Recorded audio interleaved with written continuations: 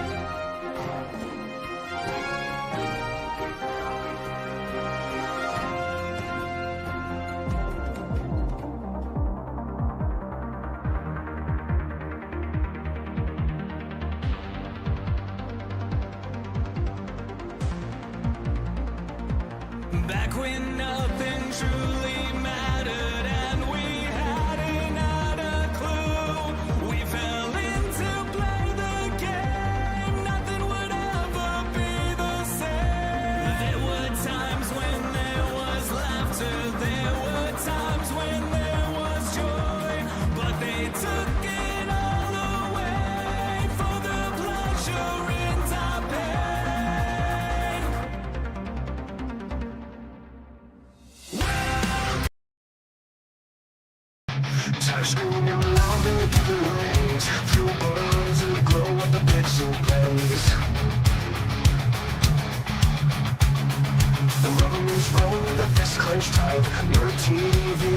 of the endless night. Fight to fight, we live for speed. Nothing defeats our endless need. Heartbeats pound and engines cry. Best broadcast under the virtual sky. Turn the wheel, feel the breakneck roll. Sim racers tearing through the thunder soul. Gear shifts crack like a lightning storm. Digital warriors breaking the norm. Turn the wheel, feel the breakneck roll. Sim racers tearing through the thunder soul.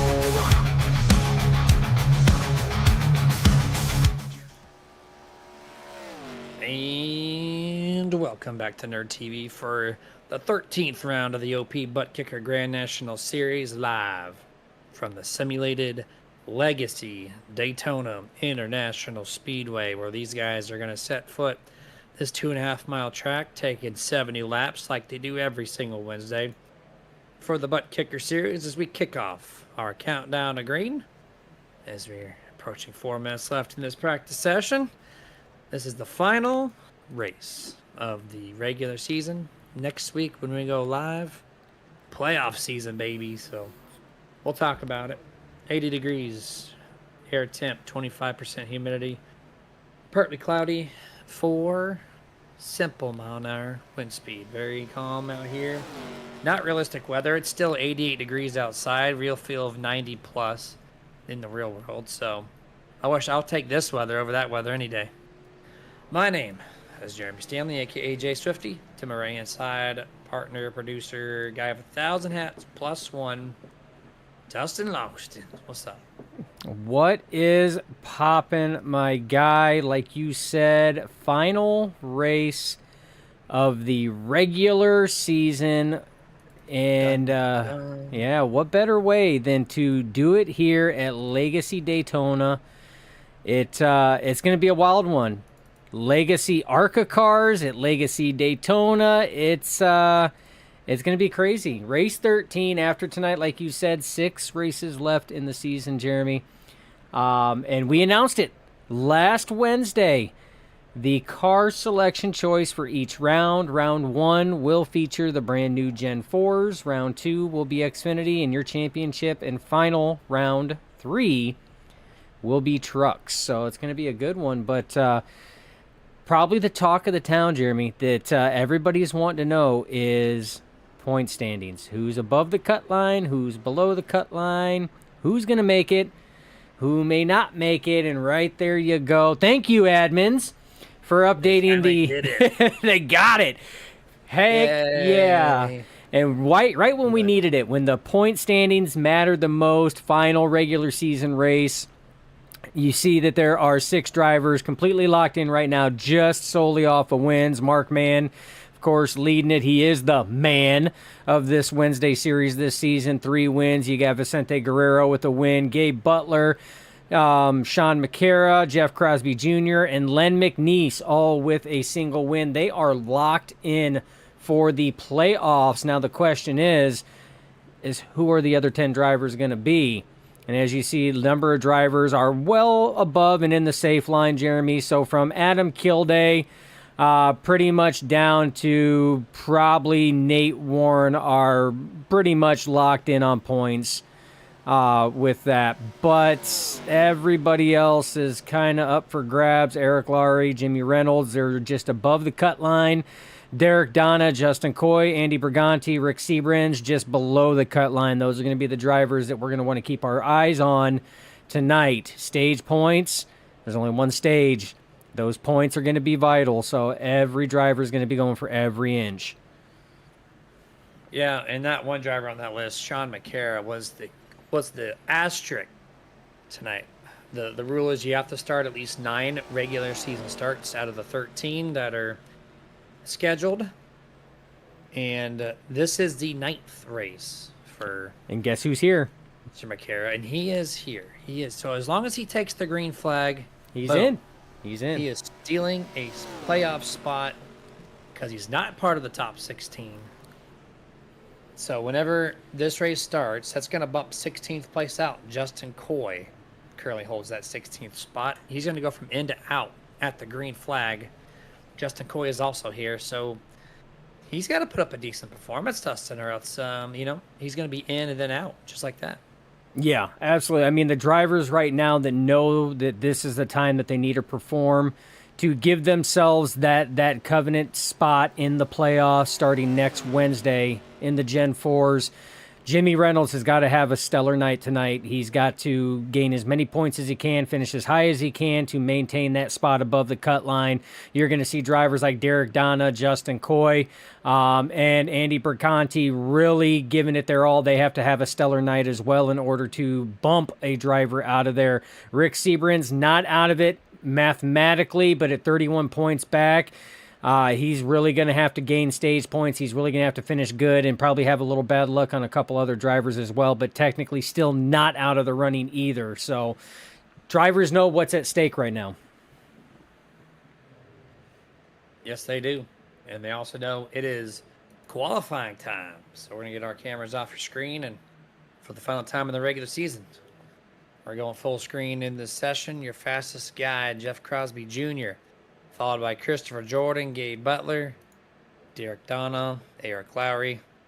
That was your top 5 in practice. And we're just going to cycle through some drivers. Eric Lowry, first one on track. Actually, Derek Donna, that matter. 215. Let's see what he does. Dustin, we haven't run on board the 215 in a little bit. So, Pepsi throwback style custom paint scheme with the monster eyes for the headlights. He's got like that Bray Wyatt mouth guard on the front of the car. It looks pretty sweet. There it is. Love it. All in its glory. I love the throwbacks. I think that's another reason why I've loved the new Gen 4s. I mean, it's the amount of throwbacks that were out on the initial release week of those cars, man, was astronomical, and it was a thing of beauty. You know me, Jeremy, I love throwbacks. That's something that you and I love collabing with you on throwback designs for Nerd Esports, because they're just so much fun that to be able to throw back to something that you enjoyed from, days of yesteryear, and then put your own twist on it as well. So it's a fun thing to do. So I love these cars. I love the ARCA cars. I love the Gen 4s, legacy or new. It's just a good feel, Jeremy. It is. And then this car has been around for a while. And, they got tons of options. And I think over half of them are probably some sort of throwback-ish or a callback with some customization or whatever the case is. But this will be the final time we run this car at OP. Tonight marks the final night for it. As you already listed, the 3 cars going forward into the playoffs. So kind of curious to see who makes the best showing out of this car, which puts on a great performance on these super speedways. They do pretty good also on the mile and a halfs and whatnot. You don't see that on Wednesdays, of course, but the new Gen 4, it's phenomenal. You're going to catch it 3 weeks in a row, starting next week, and it's going to be a great stuff. But this car, final race, it is legacy. I don't know if we'll see it back for next year. They might or might not. But regardless, enjoy it. Yeah, and I know that they were testing the new ARCA release as well, and I believe that the league and the admins still want to do some more testing on that before they think about even remotely putting that in the rotation. But yeah, the future of this legacy ARCA car right now is definitely unknown at this point in time. But I agree. I mean, at these super speedways, these restrictor plate races, they put on an amazing show. They really do. Bumping can sit here and get a little tough at times with these offset noses and everything else, much like the legacy Gen 4s had. But they do. They always seem to put on an awesome show. So it's a great thing, and we're on board right now. This is Vicente Guerrero, Jeremy. So. Driver that rocked this paint scheme to victory lane and did it in dramatic style. I love it. This is one of my favorite paint schemes to this date, Jeremy, and you know that because you have painted I don't know how many renditions of this for throwbacks for my cars in the past and present and probably future. Yeah, you've got a Gen 6 style baseball scheme for MLB of the Show. You've got this particular scheme, I think, on the truck and Xfinity. You have one. I think the latest one we did was on this car, I do believe, right? The Mario Sluggers, or was that Xfinity? I forget. No, that was Xfinity. Yeah, that was the Mario Xfinity, Super okay. Sluggers. Yep. So we had to throw a little nerd feel to it. So instead of anything MLB or All Star Game, it was the Mario Super Sluggers game title on there. Yeah, and if anybody knows about the 2008 to 2012, 2013 stretch with the GameStop game collabs, that's kind of what the theme is going off of, and I think there's more to come, so that'd be kind of cool. As we're closing out qualifying, Dustin, we are going trackside, as these guys are going to now start to line up on this pit road to take 70 laps here. We do have our rundown. We're just going to let a few more drivers get on track, but in the meantime, we're going to thank a big sponsor that helps us out quite a bit, Icon Apparel Company. That's at iconapparelcompany.com. You're looking for customized jerseys for your softball team or esports team, or if you're just looking for just quality clothing overall, whether it be gloves, hats, shirts, hoodies, Icon Apparel Company.com is the place to go, and use the promo code SUPERNERD to save 25% off. All right, Dustin, let's get that camera ready. We're going trackside for the starting lineup for the final regular season race. Anthony English and Jeff Crosby Jr. is your front row. Third place is Adam Kilday and Zach Fritsch. Row 3 will be Everett Lane, Robert Hooligan. Row 4, Jimmy Reynolds, Les Levy. Row 5, Nathan Warren, Sean McCara. Row 6, Dana Shepard, Vincente Guerrero. Row 7, Dwayne Corbett, Christopher Jordan. Row 8, Eric Lowry, Andrew Schroeder. Row 9, Derek Donna, Justin Coy.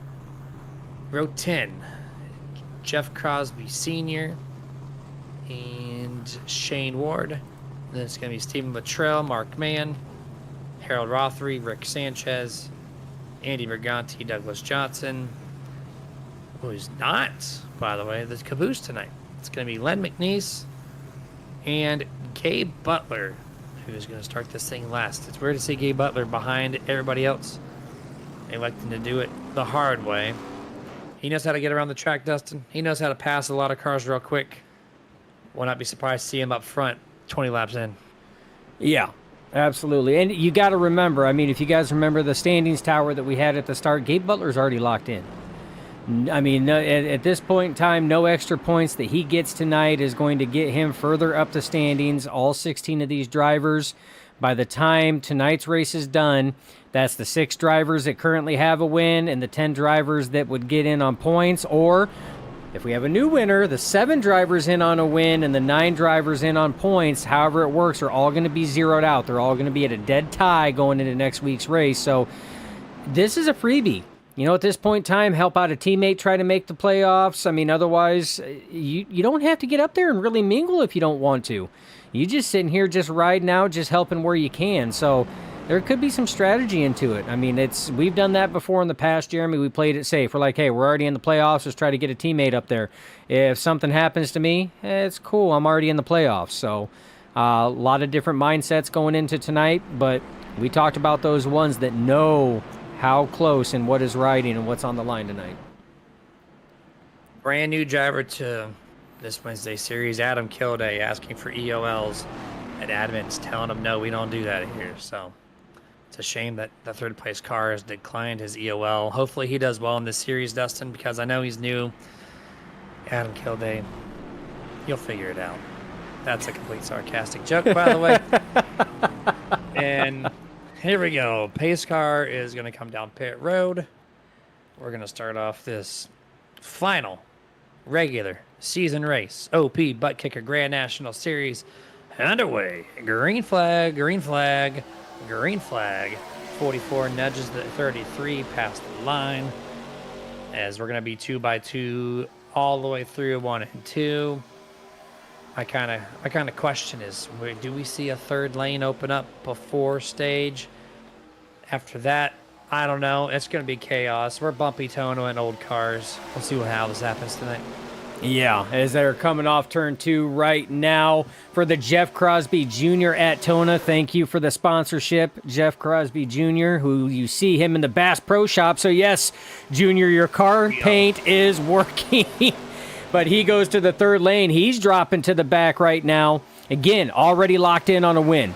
He doesn't have to go up there and battle for the win or anything else, but he can help teammates get up there and try to lock in, because nothing is, makes things a lot easier than having teammates in the same championship to work together as well. But that's going to put Zach Fritsch on that outside line. Big pushes from the 126 of Robert Hooligan.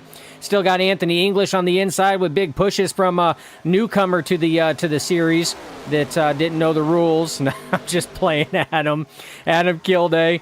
He's giving great pushes. A lot of movement in the back, though. One driver way down low. Looks like Jimmy Reynolds is falling to the back right now, which is...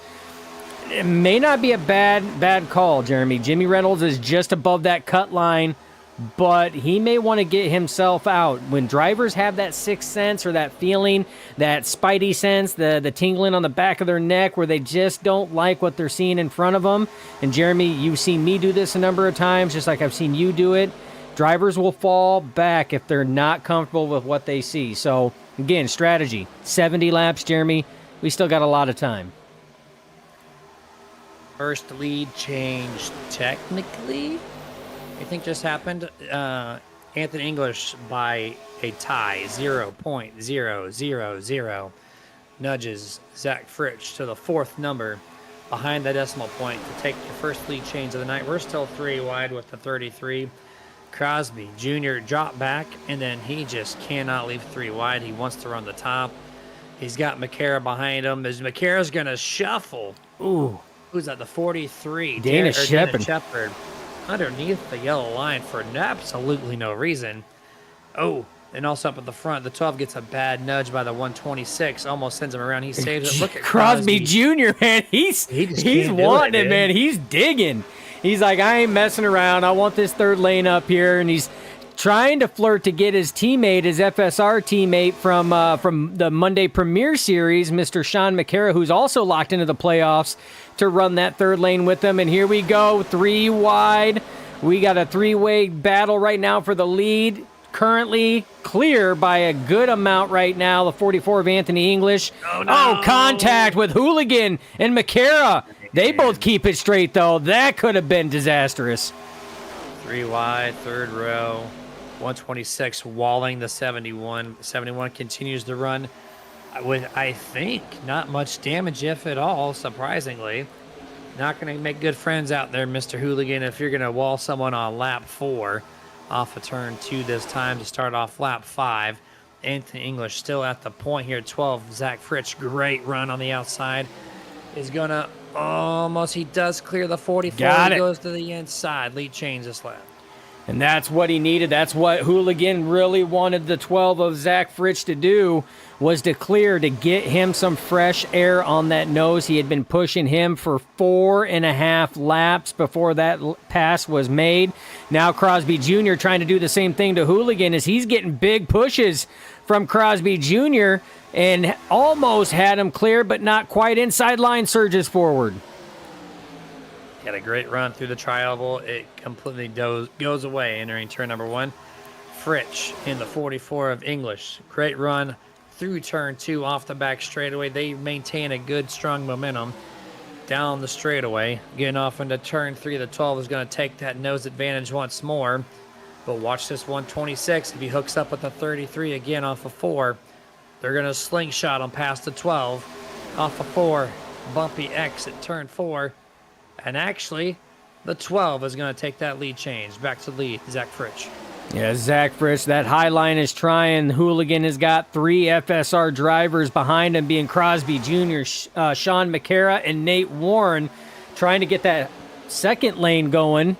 Now, I say second lane because there's no third lane right now, but Jeremy, they are the only 4 drivers up in that second groove right now. Every other driver is lined up on the inside.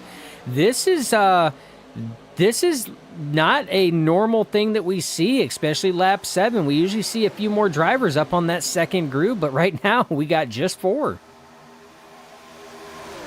Just 4 and a lot of breakaway, and then a lot of single file on the inside lane as these guys elect to take the safe route to start the first half of this race, as we do have 1 or 2 scheduled pit stops before we get to stage end, which of course we'll talk to at the end of that mark, whoever is leading the halfway mark of this race. Hooligan by 16/1000 did have that lead, but then Zach clears him back out quickly as we have 4 lead changes now in the first 7 laps.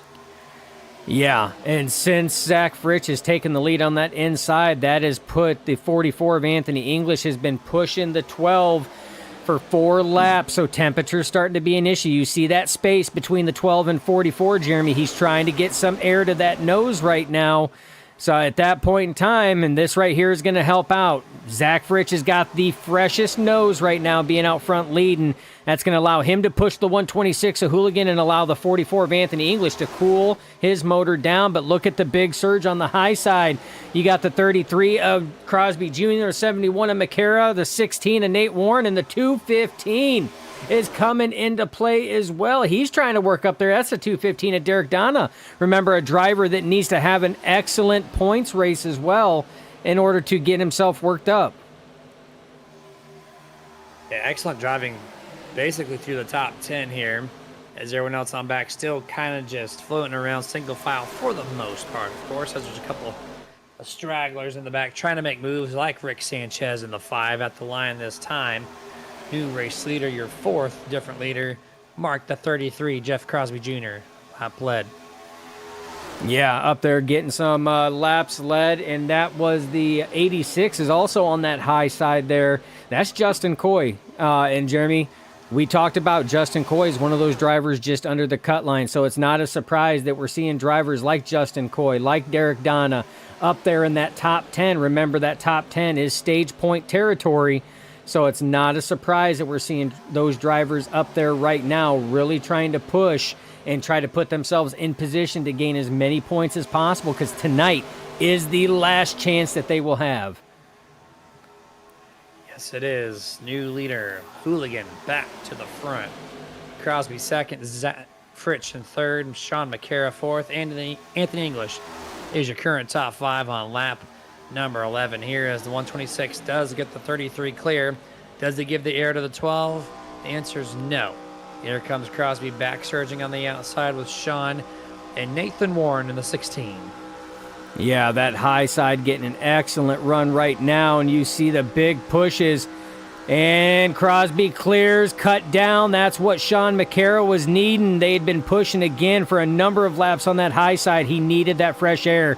Now he needs a 16 to Nate Warren to get closer and to get pushing. The man that says he never blows up by drafting needs to get up there and start putting some bumper to his FSR teammate there. And there he goes. Big surge on that high side.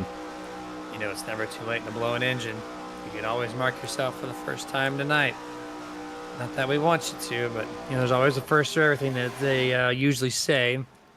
On the back straightaway, lap number 12. We're getting close to the halfway mark in this first stage. And dead heat entering turn number 3. Sean looking to be the 5th different leader of this race. Can he get the assistance from Nate Warren? Not off of turn 3 and 4. He's going to need some side draft to make it happen. Yeah, and you see these cars are wibble-wobbling back and forth right now, Jeremy.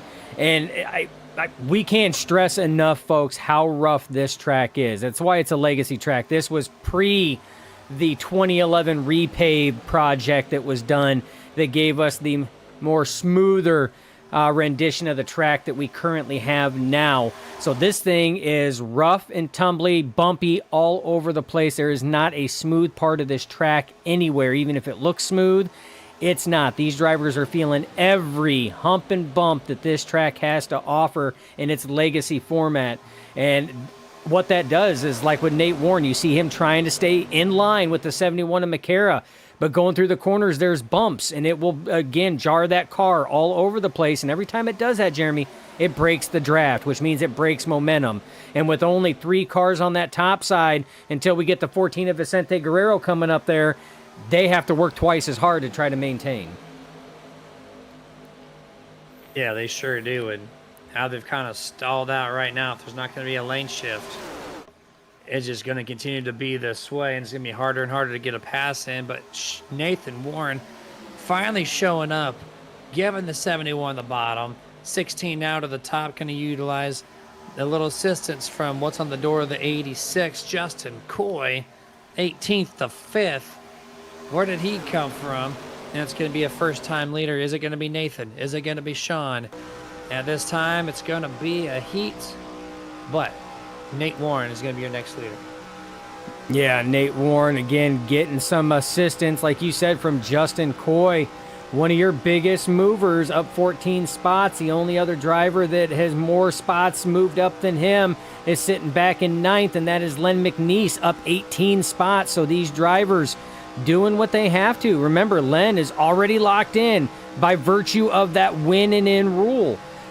Justin Coy, not so much. He has got to maximize points, and Jeremy, he is looking to do just that. 100% here, and gets a good, strong attempt here, and will take this lap. Goes to 71. Remember, at the start of this race, he needed to start the race to get locked into the playoffs, and he's done so. So now he's just out here for fun, looking for some, maybe a checkered flag, Dustin. Maybe a second checkered flag to end the regular season might be on the plate for Sean McCare. Yeah, get up there and try to put some numbers up there to compete with Mark Mann. But, Jeremy, one thing that we have coming up, we are working lap 16 of 70. We're going to have pit stops coming up. And we have stressed this time and time again, and we're going to stress it again. Pit stops, especially green flag pit stops, are so vitally important. You have got to be on your game. And speaking of pit stops, we got some coming in. You've got to be on your marks. No pit road penalties. Wreck in the lead. Wreck. Multiple drivers involved. Oh, man. Oh, Nate Warren involved in that one. Oh. And this, you were talking about pit road, and just like that, Justin Coy makes an error in the tri-oval. Bad bump to the 16, throws him into 33's right rear, and sets off a chain reaction at the front of this field. Nerd TV replay has you covered. Watch this 86. I think he makes a shot to the back of the 16, sends him down the track, hooks the 33. And here we go. As soon as they cross the line, great look at the fans watching this wreck unfold. Oh, yeah, Vicente Guerrero involved in that, Len McNeese, Jeff Crosby Jr., Justin Coy involved in that one. We already talked about Nate Warren involved. Derek Donna got a piece of that. Looked like the 9 of Dwayne Corbett got a piece of that as well. Drivers trying to slow up a little bit. A lot of damage right there early on coming to our first round of green flag pit stops, Jeremy. We're on lap 17 now, 18. It's someone in the chat goes, is that stage? Can you believe that? Halfway into the stage, and they're calling for it. They're calling for it. Oh, my goodness. No, that is not stage. But if they, with that there, I mean, there's going to be a number of drivers that are going to have to get some repairs done. That is a certainty. But with the caution laps and with the tank, how much fuel they can pack in these things at 45% fuel load, that should be enough to get these drivers to stage in. So as long as they can have a run like what they did there, obviously not the way it ended with the caution, these drivers should be good all the way to the conclusion of lap 35. We're going picture in picture as these guys get their virtual fuel and maybe some tires. And we'll be right back for the drop of the green flag happening here in just a few laps.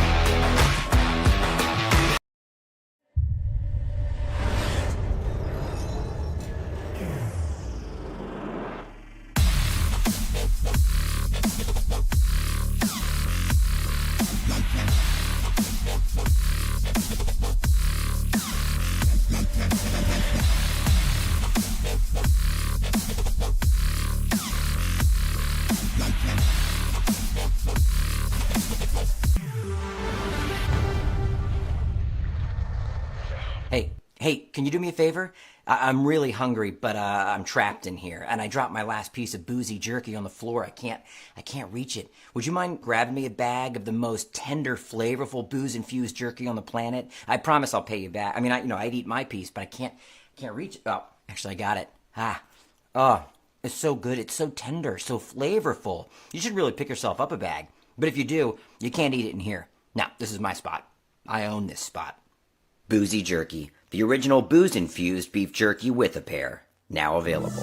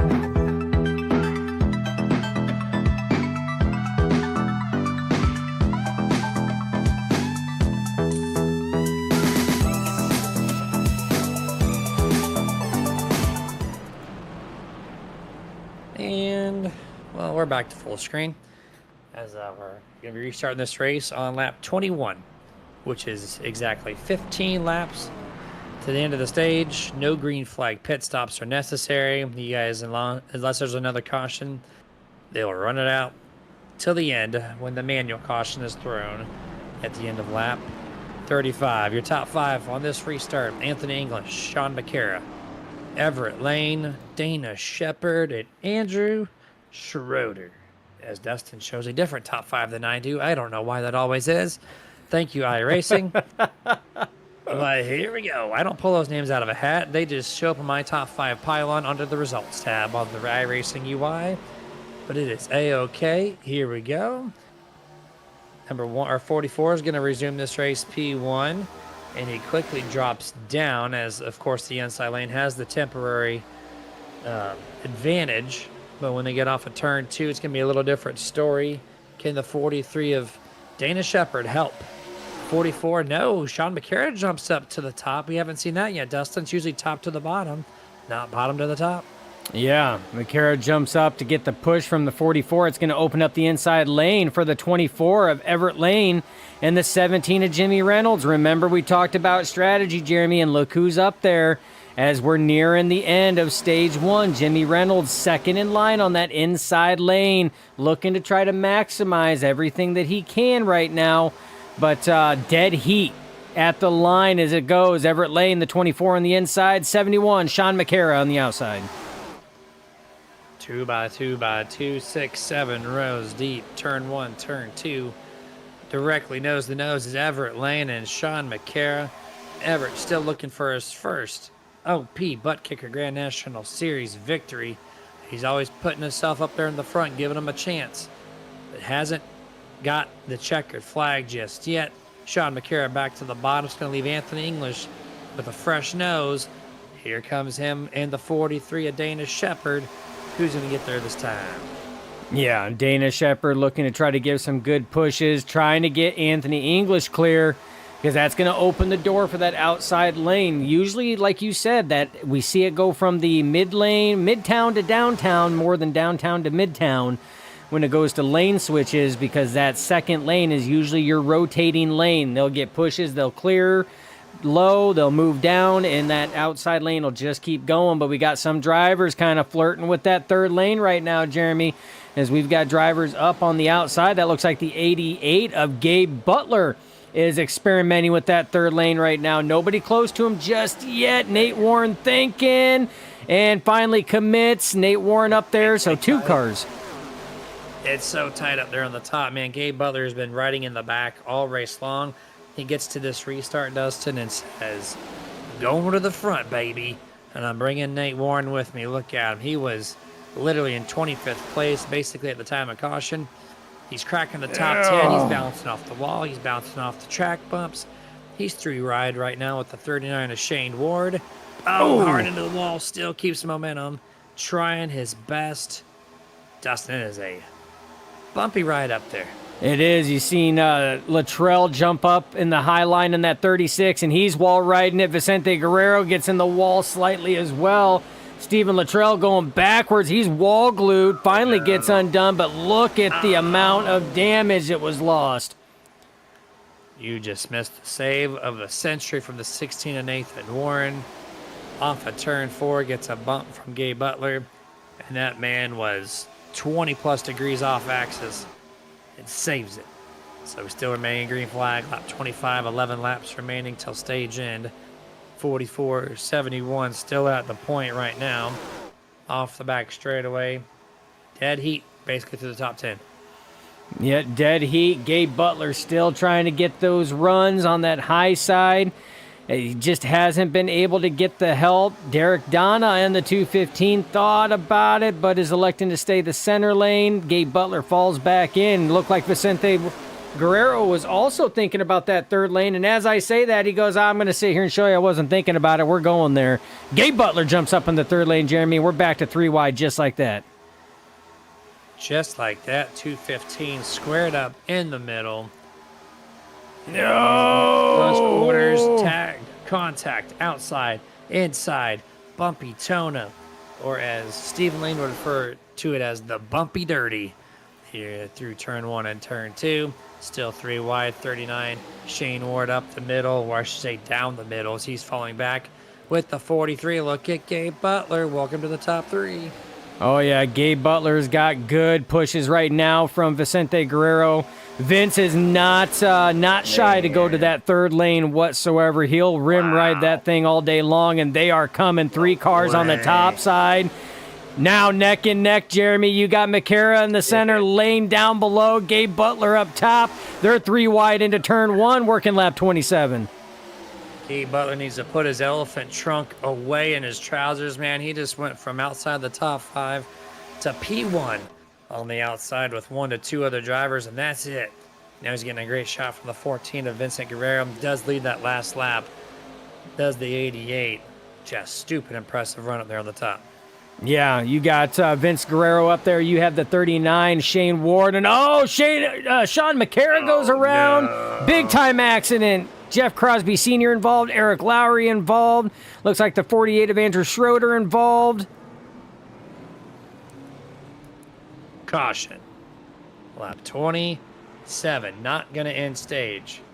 But, man, oh, man, this is a decent-sized wreck, Dustin. Yeah, good-sized wreck. We're going to take a look and see what happened here going through. Oh, man, there was so much space in between the 71 of McCara and the 24 of Everett Lane. That pocket struck hard as it looked like the 71 was slightly coming down, but there was still a lot of space there, and it just is a left rear hook and goes right up. You see it clears a lot of drivers out right now. Unfortunate turn of events. Hard impact by Jeff Crosby Sr. Looks like Zach Fritsch might have made it through with minimal to no contact as well. Don't know how the world he did that one there. Nate Warren tried to slow down. Oh, and then T-Bone Jeff Crosby Sr. at the top left of your screen there at the last moment. Sweet old Nettie Oh, that's what we got right here. On board 24. with Crosby Sr. You're going to see it in full speed. Thought he was clear, contact, and then boom, right into the wall. And then Nate Warren says, hello. That's not much to take it from here. I got that quick phone call I mentioned earlier. Go ahead. All right. And as he steps away, we're going to take a couple more looks here. We're going to go on board because I am curious to see. This is on board with Zach Fritsch right now. I am curious to see if Zach got any damage on this. You see the contact up ahead. We'll slow it down for you guys. You see the smoke. He's got Eric Lowry in front of him. He's braking. Oh, yeah. He got a little bit of contact. That's how Eric Lowry got shipped as well. It looks like the 9 of Dwayne Corbett made it through. Yeah, he made it through. Man, Lot of damaged cars in this one here, but like Jeremy said, this is not staged. We are not under stage right now. We are going to be going back with a number of laps left. These drivers can still make it. Now, any driver that did not get any damage under that set of contacts by multiple cars is going to stay out. They will not pit. They can make it on fuel. Track position is paramount more than anything right now. So drivers like Gabe Butler, Everett Lane, Vicente Guerrero, Anthony English, Jimmy Reynolds, Dana Shepard, Derek Donna, Zach Fritsch, Dwayne Corbett, and Adam Kilday. That's your top 10. They were not even planning on pitting. They know they're good on fuel. They right now have their eyes focused on stage points. Yep, that's exactly it. Don't need to pit until after caution, so why pit now? You don't need it. You have no damage. Why do it? Gabe Butler's car looks stupid clean after bouncing off the wall a few times to get to the race lead. As they're going to take one more lap, resuming this race on lap 31. And on the chats, I will agree. Steve Hoppett says that could have been a lot worse. Very lucky. Yes, and Stephen Lane is very accurate. These cars do not stop to save their damn life at all. So when you see cars get in the back of other cars, trust me, they're trying to stop. But like when we went on board with Zach Fritsch during that replay, and he was in the middle and had cars high and low, he couldn't really turn left or right to dodge. It was hit the brakes, try to trans brake it, which for those of you that don't sim race or know anything about real racing, it's literally using the transmission to help slow you down in a very rapid pace. Even trans braking in that situation and getting on the binders, these cars still do not stop for crap. So they'll lock the tires up or they just will not woe down. And the only thing you can do is just prepare and in your mind say, sorry, Eric, because I know what's coming. Dustin, when we go back to green flag racing, we're going to be exactly 5 to go, which means if the caution were to fly the very moment the green flag comes out, that is stage. It's over. So these guys are instantly going to be doing everything possible to move themselves into the top 10, into the top 5, or maybe wanting to try to talk to us here in the Nerd TV booth. So we'll find out in a half lap how that starts off. Voice is starting to crack. I apologize if I become a little bit annoying on the microphone, but it's okay. We're here. We're doing it live. And, let's see how this works. I expect quick 3 wide, but for who? Maybe someone outside the top 10. Maybe they're going to try to take the Gabe Butler approach and move quickly to the front. Yeah, and that's just it. I can tell you right now, if I was going to be a betting man, your first one to probably peak is going to come from that 4th row. I'm thinking it's probably going to be the 12 of Zach Fritsch. I see him sitting here and really trying to push it to go to that outside. Dana Shepard could be one to go out there as well. But I think it's going to come from right around that row. And it's going to have to happen quick, for sure. Green flag. Green flag is back in the air. Here we go. We're going to see who makes the first initial moves. You can lane switch right after the start-finish line, so no holds barred at this point forward except crossing below the yellow line. That is off limits. Everything else is allowed. Get through turns 1 and 2. Extra bumpy. Cars already moving around, not even up to full speed yet. Turn 3 coming up shortly. 88 has lane choice. Stays to the top momentarily. 44 doesn't need his engine cooled just yet. No, they are cooled down, but Gabe Butler does go from midtown to downtown on that one there in front of Everett Lane. That's going to leave that second lane open, led by the 44 of Anthony English. He has Dana Shepard behind him in the 43, and I'm still surprised right now. Lap 31. This is going to be starting lap 32, Jeremy. I would expect to see some drivers start to peak at that 3rd lane at this point in time. We are at the make or break. You have to build these runs up. You can't wait to the last second sometimes on these, depending on how much draft help you have.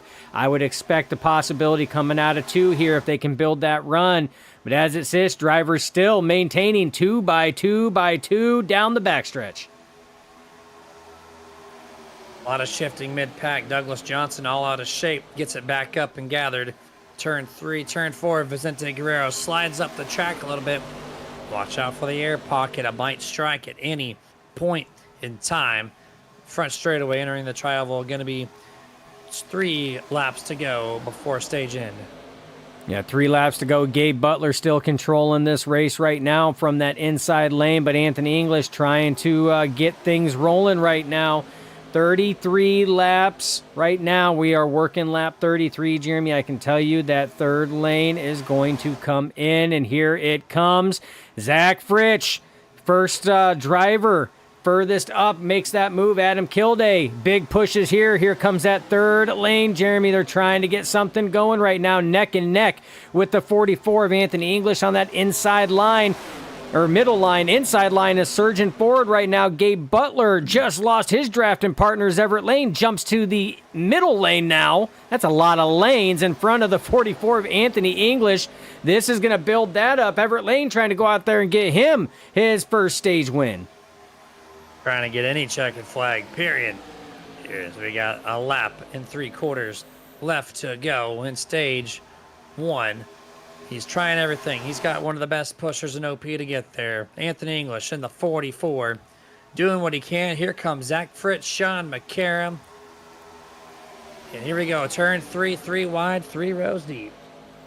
Yeah, they are trying to get that third lane going. McCara finally giving good draft pushes to the 12, and that's what he needs coming off a 4 big run. Door contact, more door contact. Initially between Anthony English and Zach Fritsch, and then between English and McCara, and that's going to put the outside lane neck and neck with the inside. Now they're all surged nose to nose to nose for that front spot.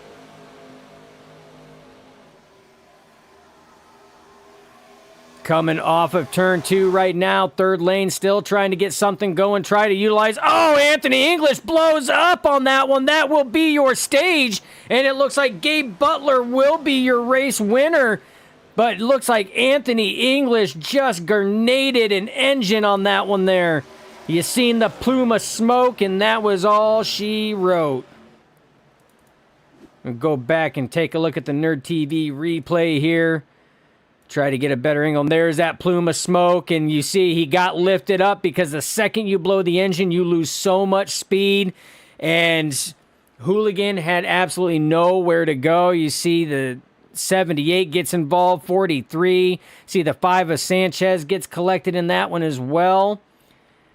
Unfortunate turn of events for the 44. Definitely going to be a fast repair utilized right here for the driver of the 44. Unfortunate. Jimmy Reynolds getting involved, and that's unfortunate. He needed the stage points to help keep him up there.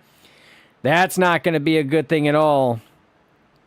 Oh, unfortunate turn of events for some of these drivers, but that will be your stage conclusion. 88 of Gabe Butler will take another stage win over here at the Buttkicker Grand National Series. But as they get ready to come down pit road, we're going to take a short picture-in-picture, let them get everything gathered up. And when we come back, we will talk with your stage 1 winner, driver of the 88, Mr. Gabe Butler.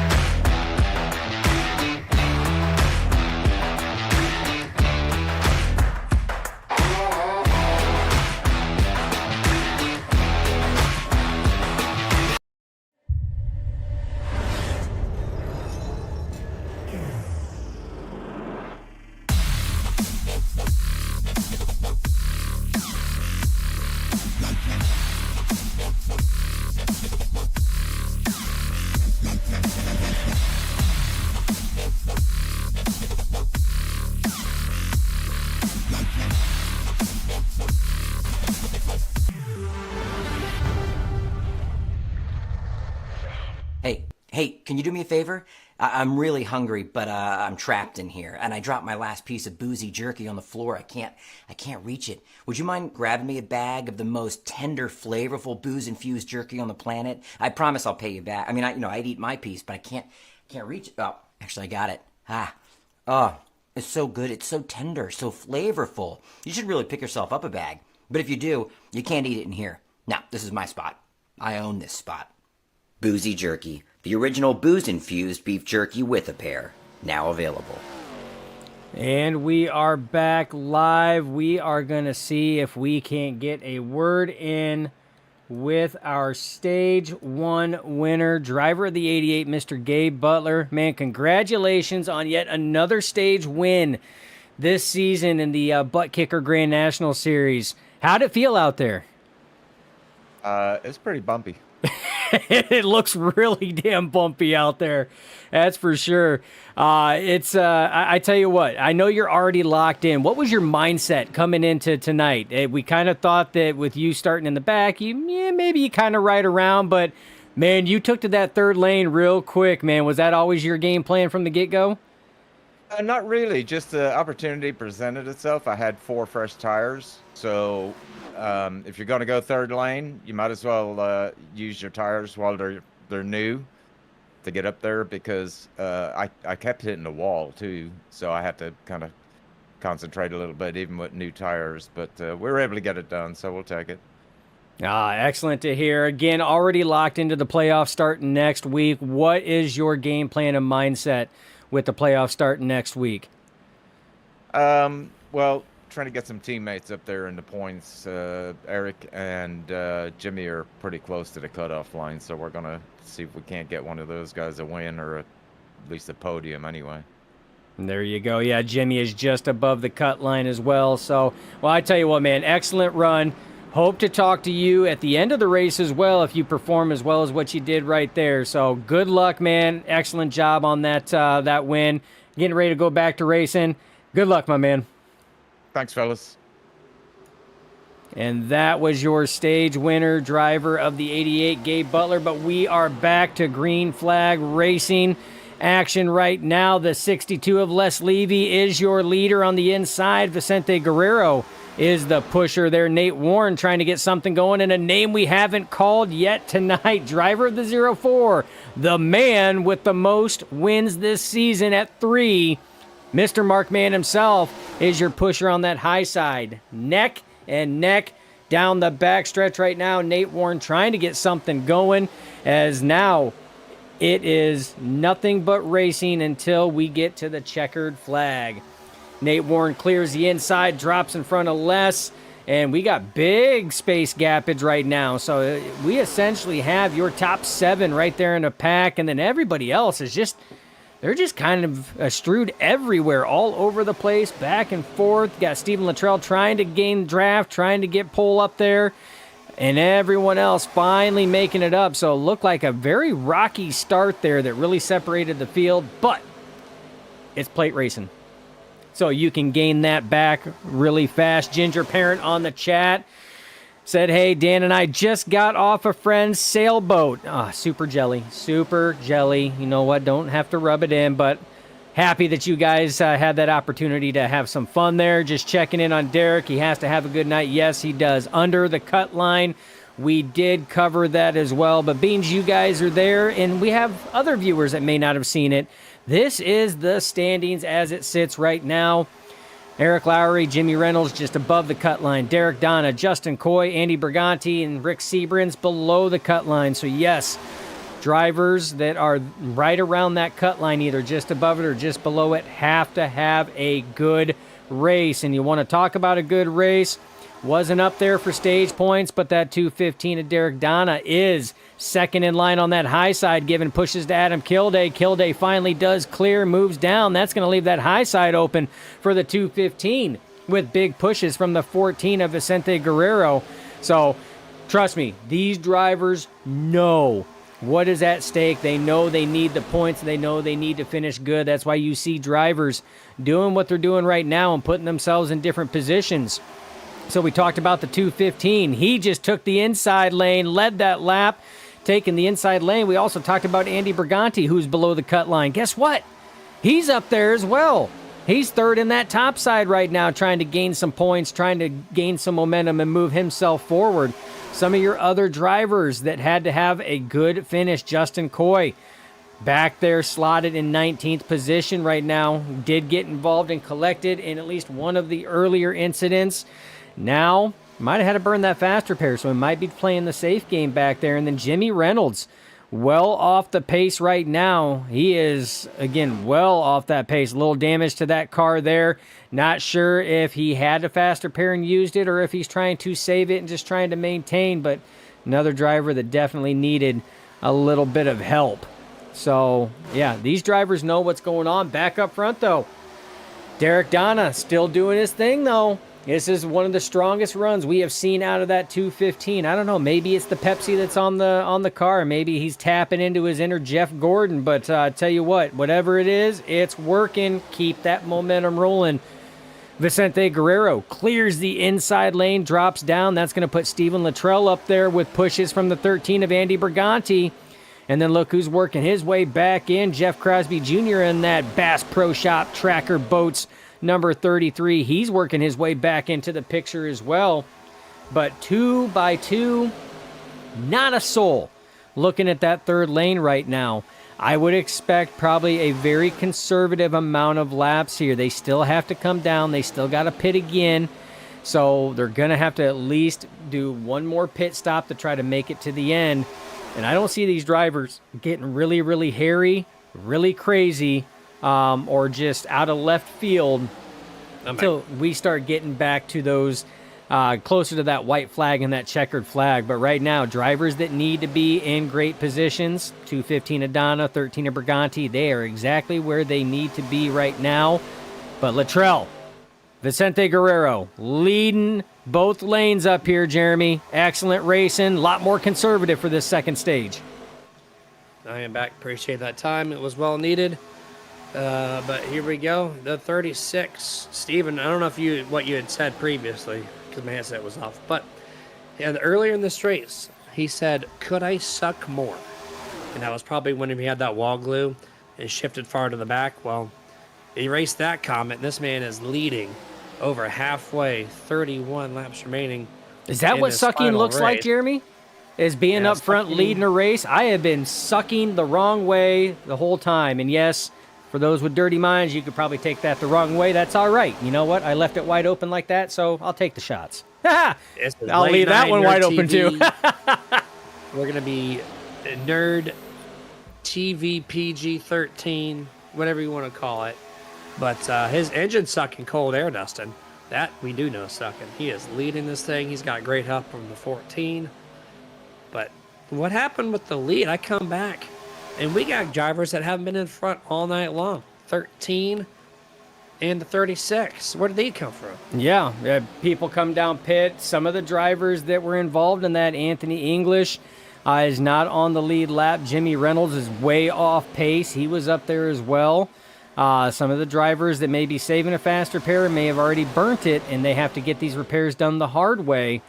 And, you know, just through virtue of pit stops and people coming down and topping off, we have a completely different look at a top 10 right now. Andy Briganti trying to do what he can right now. Big pushes from Crosby Jr. They just can't quite get clear of that inside lane for Briganti to drop down, and that's what Crosby Jr. is so desperately wanting Briganti to do because he wants some fresh air on that nose. We've seen what happened.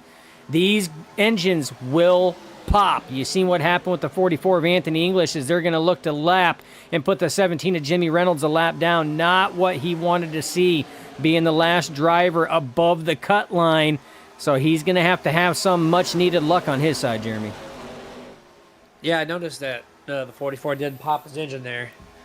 And that caused a big chain reaction, and it's possible. We could see it plenty more times. These guys are so efficient with pushing. They get so close. They thread the needle on the the orange and red numbers as they tick past on the water temperature and oil temps. And sometimes they just go a little bit beyond that mark. So I see a little bit more spacing on the outside especially. Inside's still pretty tucked away, but not enough speed to maintain. The 13 Briganti is going to drop to the inside, and that's going to allow Crosby Jr. and Zach Fritsch on the outside to try to lead the way on lap 48. Yeah, much needed fresh air to the front nose of that 33. He had been pushing the 13 for probably about 6-7 laps or so. Finally got him clear. Now it's Zach Fritsch's turn to try to push the 33 to clear so that he can get some fresh air. You got the 62 of Les Levy and the 71 of Sean McCara and the 06 of Harold Rothery back there. Briganti still leading the inside lane with Luttrell, Guerrero, and then the 215 of Derek Donna. We talked about him needing an excellent run, Jeremy, and he's putting himself in a fantastic position right now. And then Adam Kilday back behind him, as you see the 15 of Jeff Crosby Sr. goes a lap down. He was involved in one of the earlier incidents there, got right rear hooked and took a hell of a hit to the outside wall. Glad to see that Crosby Sr. is still okay and still out there pulling laps. Virtual car looks like he got fully repaired as well. He's out there logging right now. And the other Crosby Jr., the sponsor of tonight's race, just put on an excellent performance on that outside lane. I don't know if I've seen him more than 5 laps in total on the bottom. He's just been working the outside traffic very well, keeping himself in the top 5, sometimes slipping back closer to the 10th place area. But right now with 20 and a half laps remaining, 13:33 leading the charge as they head off into 3. Yeah, and I'd have to agree. I don't think that there's a number of drivers I have not really seen on that inside lane, with the exception of prepping for green flag pit stop entry.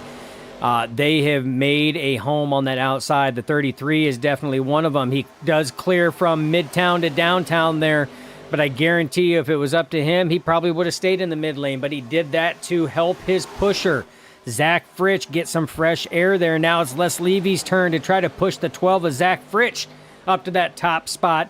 And Jeremy, we only have about 5 cars, maybe 6 in that top lane. Everybody else is down on the bottom. Remember, we are going to have to pit one more time in order to try to make the distance. It's essentially going to be exactly how it was when they were starting their green flag pit stops, and about the same amount of laps left when they were doing it before the caution there, halfway to the end of stage break. And multiple cars clear low. Harold Rothery got a little out of sorts there, but was able to gather it back up.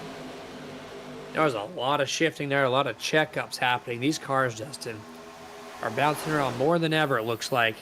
Off of 3 and 4, you see the outside just disintegrated into almost nothing, minus the top 3 up there on the second groove. Everybody else kind of filing in here. 19 to go. Pit stops lurking just a few laps away. And if they go green flag all the way through, this will be the final pit stop this evening. Yeah, well, and I don't know if you were able to hear, but when we interviewed Gabe Butler, your stage 1 winner, that was the first question I asked. I said, how is the racing out there? And one word response, bumpy. That was what it was, followed up by very bumpy. So these drivers are feeling it. When you see their cars jostling around, they are fighting this wheel like a rabid dog trying to get out of a cage right now. It's they're having a workout, and it's even worse when you're trying to maintain side draft or stay close to somebody, their bumper, and this track is literally throwing these cars all over the place. So, I mean, hats off to these guys. This is probably one of the hardest tracks to drive, and especially in legacy cars like this, because you feel everything, and they are a handful.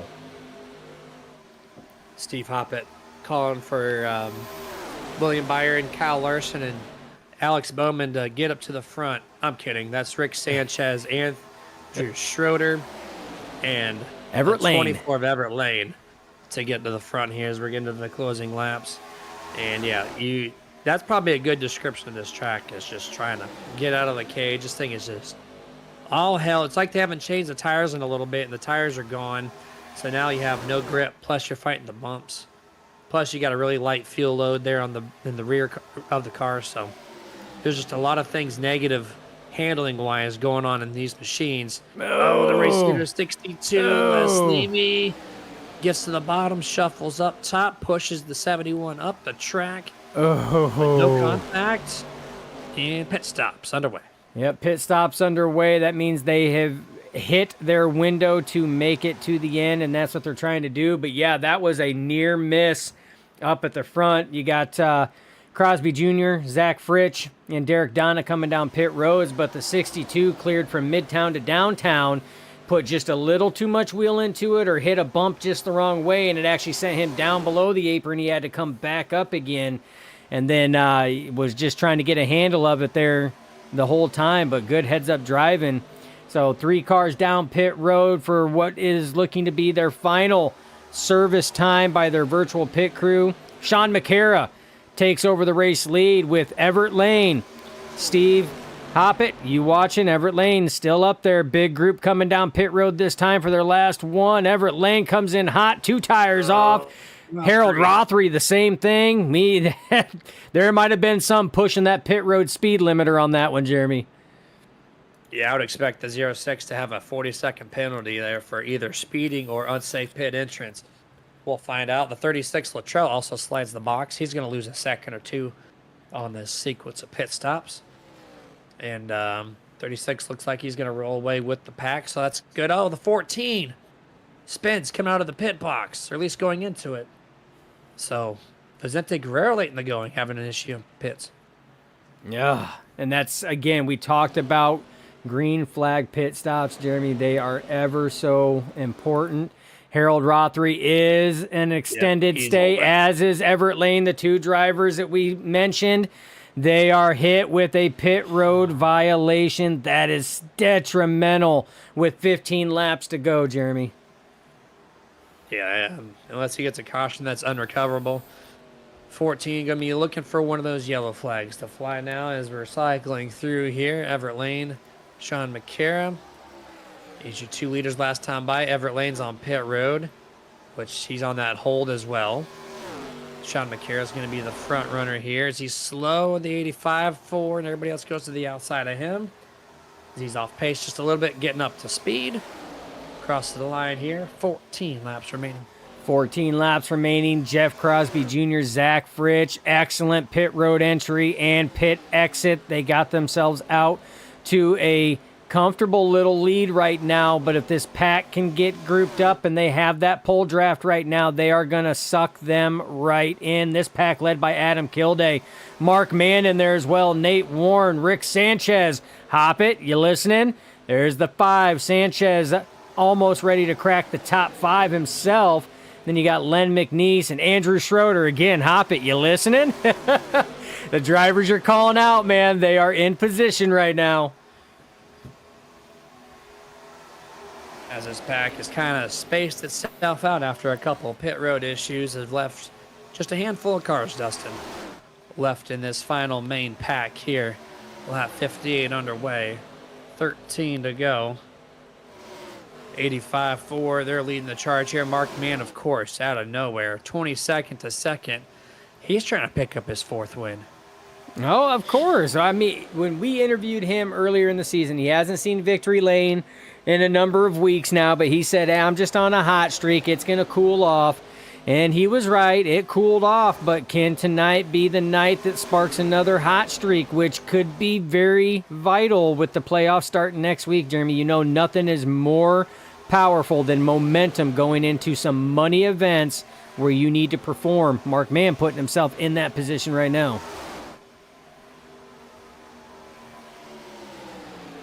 '85 takes the outside lane this time. Mark Mann looking to the inside, gets his nose to the door panel. Halfway down the back, we got people exiting pit road on the back straightaway. They're going to catch a little bit of their draft. Going down the back straightaway here into turn 3. And when they do so, they're going to have to shift up possibly to make the pass when they get there. As you don't see them just yet in the camera. Is there, about 10, 15 car lengths out? Coming to the line this time will be 11 to go. Yeah, they're up there. They'll get caught eventually. This is going to maybe shift how the race lead right now is currently being held. Yeah, and that's tough because those drivers up there are too wide as well, so this could get hairy. These drivers are going to have to be on their toes, and I'm not just talking about your leaders here.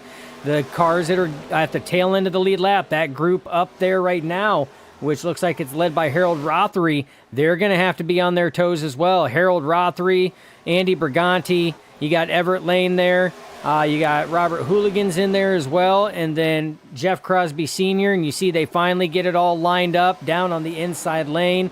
Now the leaders have to work their way around this as well. We got another slow car coming up as well. That could play a factor. Single file there on the bottom for a little bit anyways. They're all mixing in right now.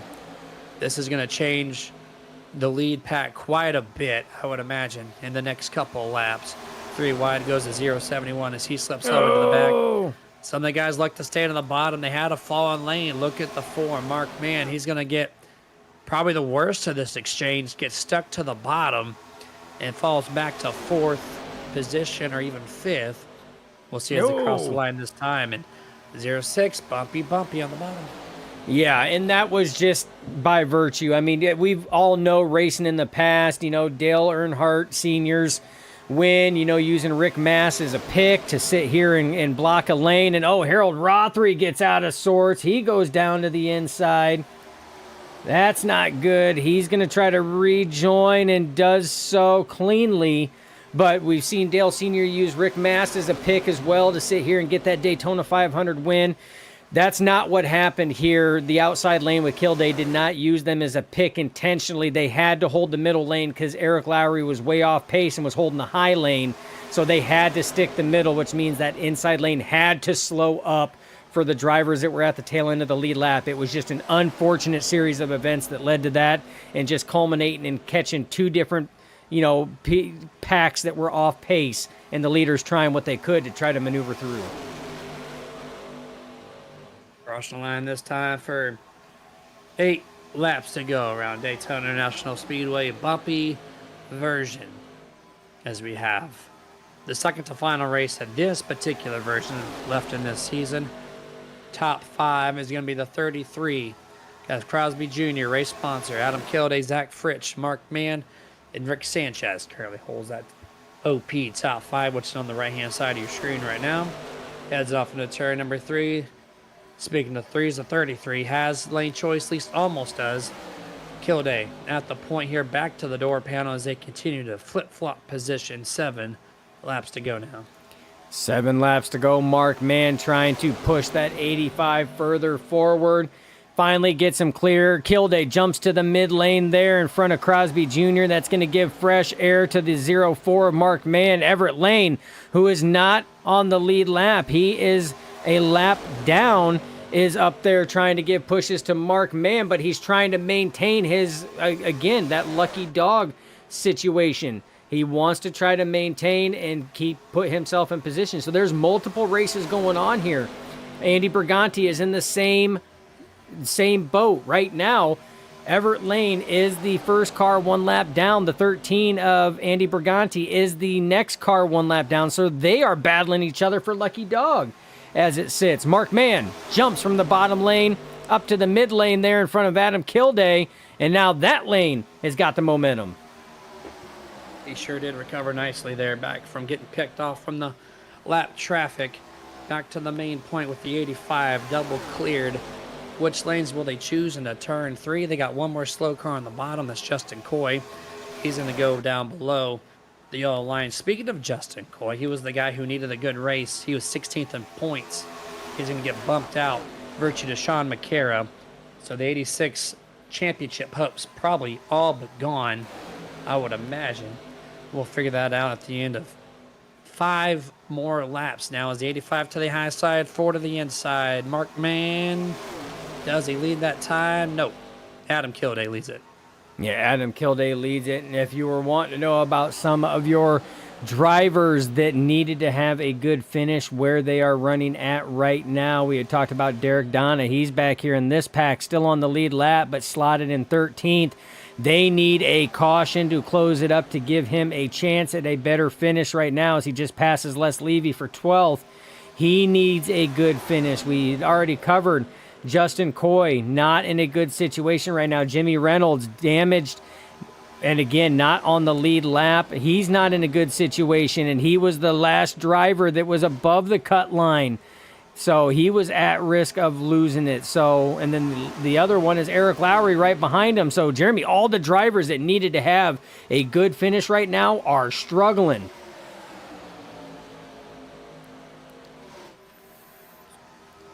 Mark Mann still leads this here, goes from the midline down to the low line right in front of the 33. He's leading that now, so good lane control, good temperature controls. We have a caution out on the track right now, Jeremy, and this is going to change everything up. All those drivers that needed to have that in order to bring themselves into contention for a better finish, this just opened the door. Yeah, that's going to be Douglas Johnson giving the hard right rear to Stephen Luttrell. Man, oh man, watch this off of turn number 1. I'm not saying ill intent or anything, but I think the bumps kind of took the 388 for a ride. Watch this. He gives tons of space until corner entrance and then just sends him right into where the hardest part of the wall is 90-degree angle into the outside wall. The camera angle is bouncing around like the 36. Yeah, we had connection issues there with the 388, but we're going to go back. We're going to ride on board with the 36 of Stephen Luttrell. And Jeremy, we were just talking about he was up leading, and then now he's not up leading. He's up, but he's up in the air now. The complete turn of events, hard impact there for the 36 as we go for a hell of a ride. We see the inside of Doug Johnson's car. I think that passes spec, at least from what we've seen there for a split second. But heck of a ride for the 36 as he tries to lock it, keeps it up from sliding down. Justin Coy gets by. Just a bad turn of events for the driver of the 36. Yeah, that was heavy impact there. And I don't know who has the faster pairs left. 36 might, as he's just coasting on the front straightaway with the engine cooked right now. The way he's rolling, I don't know if he does, but yeah, this is going to be fun. It's going to be a fun little final overtime for OP style on this Wednesday in the regular season. Why not extend the regular season by a few extra laps, Dustin? Yeah, go big or go home, man. I mean, that's our motto. That's just the way it works. So, but I tell you what, no drivers are going to come down pit road at this point in time, Jeremy, at all. But I'm going to sit here and take this time to go over a Nerd TV Top 10 recap. Mark Mann is your leader right now. Again, didn't talk about him the entire first stage, but since the start of stage 2, he has been up there making his presence known. Adam Kilday has essentially been up in that top 10 all night. He's been up to the lead. He's been pushing people to the lead. He's been about everywhere. Driver, again, locked in on points. He could have wrecked out. It wouldn't have mattered. He is the highest driver in points that does not have a win as it sits right now. But would love to end the regular season with a dub. Again, for that ever-valuable momentum. Jeff Crosby Jr., again, locked in by win. We've already covered that. But still, trying to go out there and get that W on a race that he sponsors. The Jeff Crosby Jr. at Daytona has been up front, namely in that second to third lane, Jeremy. So expect to see that 33 take it to that mid to high line to try to get that dub. Zach Fritz, we've seen him up there as well.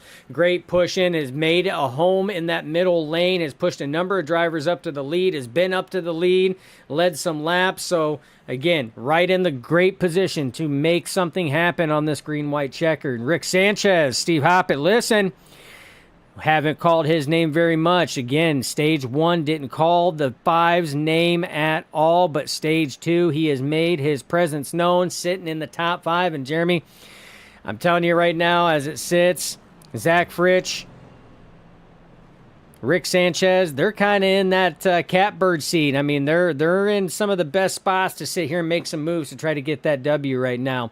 Right behind him, 48, Andrew Schroeder, excellent run for that 48. Got caught up in an incident earlier. Could not woe the car down, but has put himself in a great position in P6 to try to make something good happen here tonight. Len McNeese locked in on a win, but again, being here at the end since the start of stage 2 has been up around that top 10 all night and has put himself in P7, but is going to have to make some moves in these final few laps to try to get further up or to try to snag that W. Nate Warren, P8 right now. We have seen him push on that mid side. We've seen him go to the third lane and push. We've seen him up front. We've seen him everywhere except for victory lane, and that's where he is trying to get to tonight. And then we're going to talk about the 39 of Shane Ward and P9. Shane Ward has been up there very quiet, but good to see Shane Ward back. He has been in that mid lane. He's worked the high side with Gabe Butler on that excellent 2 to 3 car push that got Gabe Butler up to the lead as well. Guy knows how to push, has a chance to do it. And to round out your top 10, Les Levy, he has been up there leading. Great save on that cut from Midtown to downtown where it went a little too far, tagged the apron, was able to keep it going, but still has secured himself in the top 10 right now as we get ready for this restart. And that is your Nerd TV Top 10 recap. Better late than never to get that done and out of the way, because it's a great time to review it right before we go green flag in overtime. And who's going to come out on this thing on top?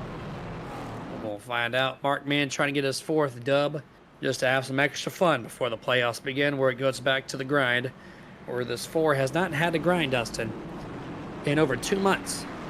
He's going to have to start working on it again starting next week. Right now, this is a great practice to go from back to the front. He did so. He's still in great form. Great solid chance throughout the playoffs. Pace car down.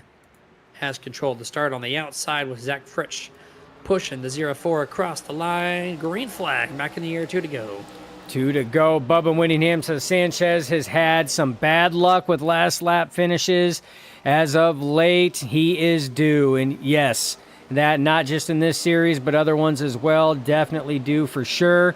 And he's going to try. Oh, gets pushed up, and we got Shane Ward sideways there. Big wreck, and we have a caution out on the track. And that happened just behind the 5 of Rick Sanchez.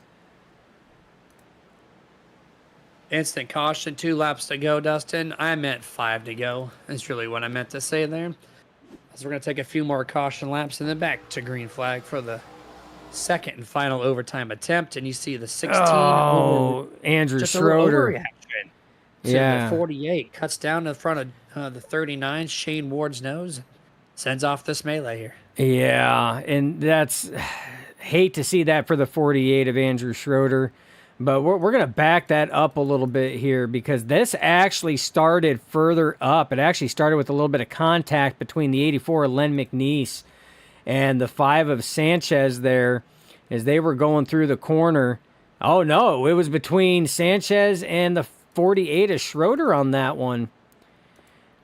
Looks like Schroeder was trying to get some side draft there as he was going into the corner. And almost, nope. Jeremy, that almost looked like 2 cars coming together. Yeah, I'm saying the 84 came up quite a bit on that one. 48 was following his line behind the 12. 84 drifted up, made contact. Might have been a little bit of airspace in between them as well. But that was enough to, no, that's pretty tight.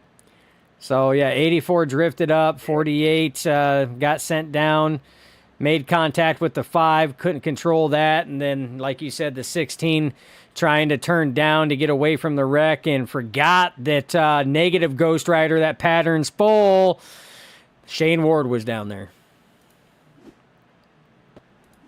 Yeah, a little aggressive, a little early, I would guess. 2 cars. I mean, it is bumpy Daytona, so there could have been a bad bump. Who knows? But definitely there was an attempt to fight for the bottom and cannot do that physically, per science, per anything. You know, you just can't do it. So they're going to restack them up for the final attempt here. Try 2 of 2. So next flag, minus the green flag coming out, will end this race. Yellow or checkers, does not matter. And the same top 2. We'll restart this race P1, P2. Have Just Kill Day Mark Man.